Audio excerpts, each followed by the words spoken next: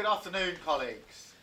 Very good to see you all on the screen. Emmanuel and I are here at the UK's permanent joint to be looking at some of the military plans for which later on. Georgia, Vladimir, Friedrich, Ursula, Antonio, many others I think are all together. And it's really good to see you in Rome following up there this morning. And we're all backing, obviously, a successful Ukraine recovery conference earlier today. It is really fantastic also to have on the call this afternoon Special Presidential Envoy General Keir, who's joining the call, as well as Senator Lindsey Graham and Senator Richard Blumenthal. So you're very, very welcome, and it's really good to have those additions. It's great to have you here. We absolutely recognise the central role that the US plays in this. So we've brought the Coalition of the Willing together today to focus on how we can support Ukraine now to keep them in the fight, because we all know Ukraine's security is our security. The more we do to counter Russia's aggression, the safer we keep the British people and all of our citizens. So this coalition has done great work since we met in Lancaster House in March. We brought together hundreds of military planners in London, in Paris, in Ankara, to develop plans for an international reassurance force to deploy once hostilities have ceased. And I'm very pleased to be able to say today that those plans are now mature, and we are putting them on a long-term footing, with a new headquarters in Paris that is already open, finalising command and control structures and plans for a coordination hub in Keir. A new multinational force, Ukraine, will enable us to reinforce a peace deal when it comes. So that is incredible progress. And it will help us to secure Ukraine's seas and skies, to regenerate Ukraine's armed forces. And this is vital work. In many respects, this is precisely why this coalition was set up. So I want to thank everybody for their commitment. We stand ready, we stand united, and all of this, of course, requires a ceasefire, which so far Putin has turned his back on. 4 months have passed since Ukraine agreed to a full unconditional ceasefire. Vladimir came forward showing real leadership on this issue. Putin's response, by contrast, has been utterly barbaric, and the 6 largest air attacks of the entire war have been all in the last 2 months, like every night. And Vladimir, I'm sure I speak for everyone on the call in expressing our outrage and our solidarity with you and your people. As President Trump has said, Putin is not looking to stop his attacks, and Ukraine has to be able to defend itself. So whilst this coalition will continue to stand ready to support a future peace, as leaders, we should shift our work in this group from preparing for peace to making it happen, right now, to help defend the front lines, to protect innocent civilians, and that means providing more military support and doing it now. Together at NATO just 2 weeks ago, we pledged 40 billion euros of military aid this year. We should export to them for the sake of Ukraine, of course, and for the security of all of our citizens. So it is really great to be able to hold this meeting together, to sign off on mature plans now, the military plans, so that they are ready when they are needed, but also to make sure that our focus is on ensuring that Ukraine is in the strongest possible position to get to the ceasefire in the first place. And significantly, today, for the first time, the Coalition of Willing, we welcome our American colleagues to join us. So let me therefore... The Ukraine Recovery Conference in Rome, and Volodymyr with all of us. Everything was perfectly said by Keir, and I just want to focus on where we have to deliver. First, it's extremely important on the very short run to maintain our support to Ukraine. Because it is clear, and it was clear with through all the feedbacks we got from the Russians, with what we see on the ground, there is no intention to stop from the Russian side. So we have to do whatever we can in order precisely to allow the Ukrainians to resist. And I want as well to reiterate our solidarity and our support, because we saw during the past few days the aggressivity of the Russians, and especially during several nights, the aggressivity against even civilians once again.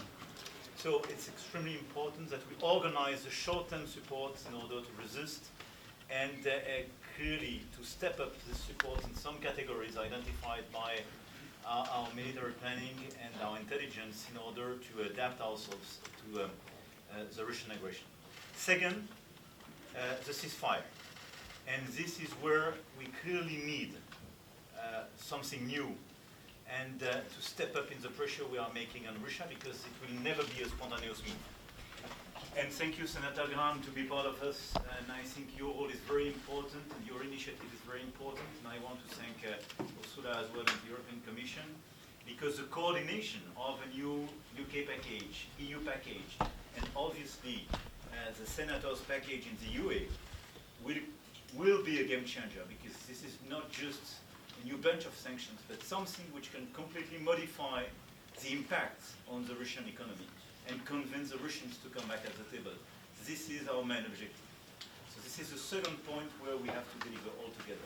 The third point is that, and it was our commitment when we first met in February in Paris to launch this initiative, it was to guarantee to President Zelensky and his people, the day we have a ceasefire, we will not abandon you. And we will build whatever we can, and in order to sustain your capacities, help to regenerate, and have long-term security guarantees the day after a ceasefire. And I want to thank our teams and all the colleagues being involved, but we had, first we built the structure, we made just a review with our shots, and it's clear now that we have a unique structure coordinating this effort.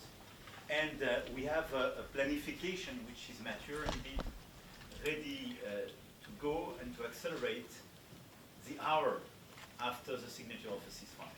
And this third pillar, so first pillar short-term support, second ceasefire, and the third pillar, which are clearly the security guarantees, are mature. I know Volodymyr received our show, and will make new initiatives to exchange information.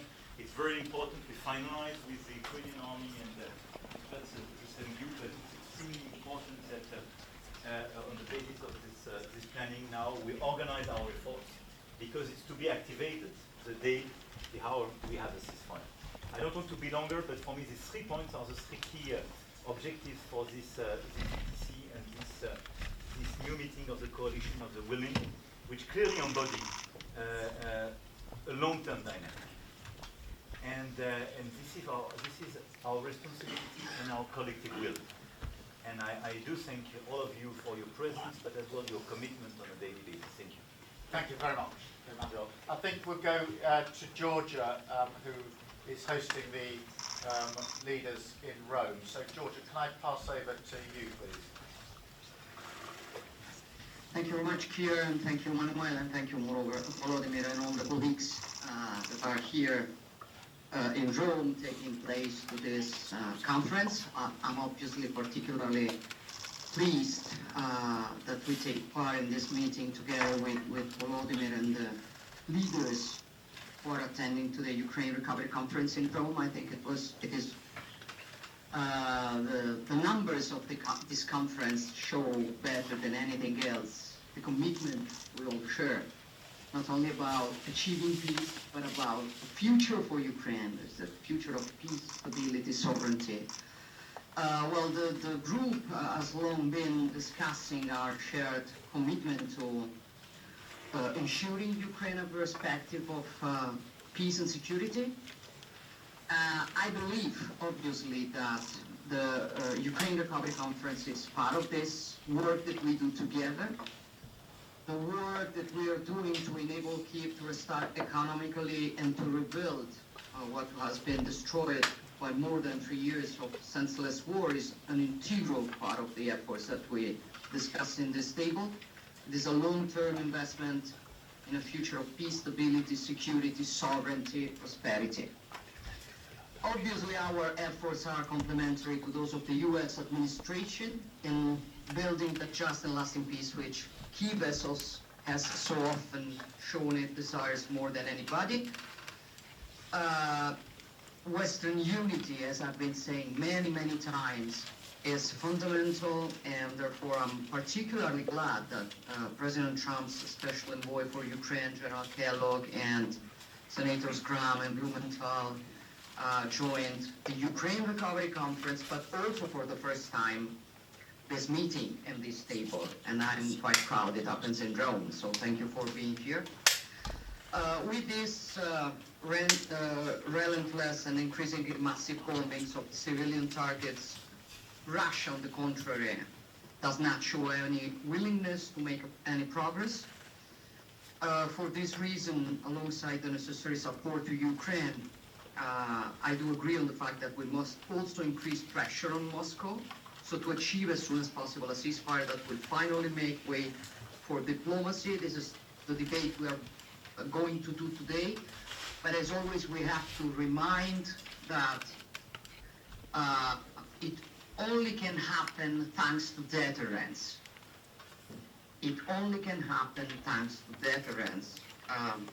As anyone who's not naive perfectly understands, it's not about a good mood that we can have towards Russia. It is about what we can do to really make pressure and deterrence. I think this is what we have to discuss, and this is what we have to deliver on, and this is what the innocent victims, their families expect from us, a population that wants to rebuild, but it is also what our citizens, which are tired of the consequences of meaningless aggression that has brought the world back in the heart of Europe, ask from us.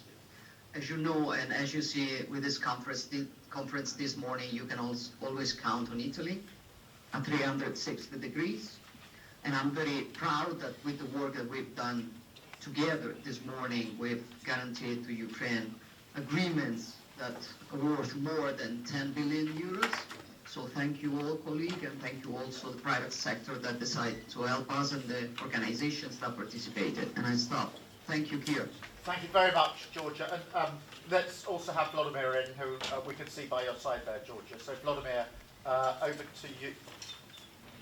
Thank you very much, Here, Georgia. we don't hear you. Yeah, thank you very much, Georgia. I was saying, can we bring in Vladimir, who is there right by your side? So Vladimir, the floor is yours.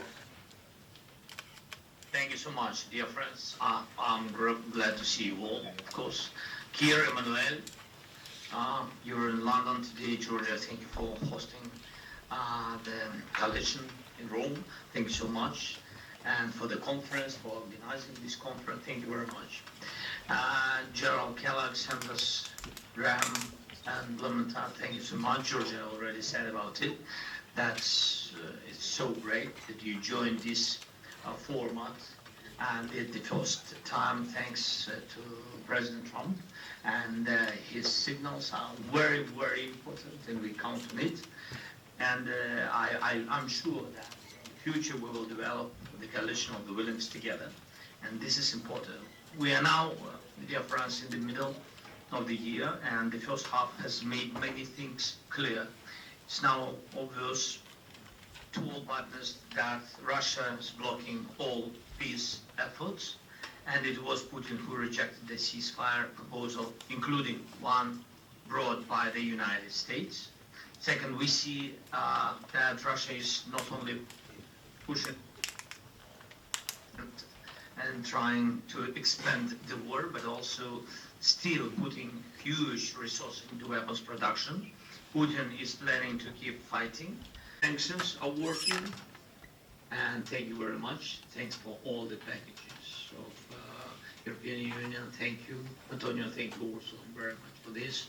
And we very count, and I think we will speak a little bit later with our American friends. We need such strong sanctions from the United States, and because of these sanctions, I think Russia has no good future.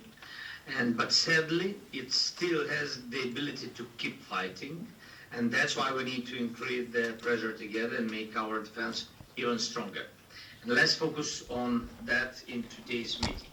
So, I will talk about the Ukrainian soldiers and how to support them. I will talk about weapons, especially drones, how Europe together with Ukraine can produce more, better than Russia. And I will talk about our relations with the United States and defensive capability that only they have, but we need them very much. I think it's in the common interest of the Europe. And of course, I will talk about how we are working on real security guarantees. That what Keir and Emmanuel mentioned already at the very beginning of our meeting. Thank you.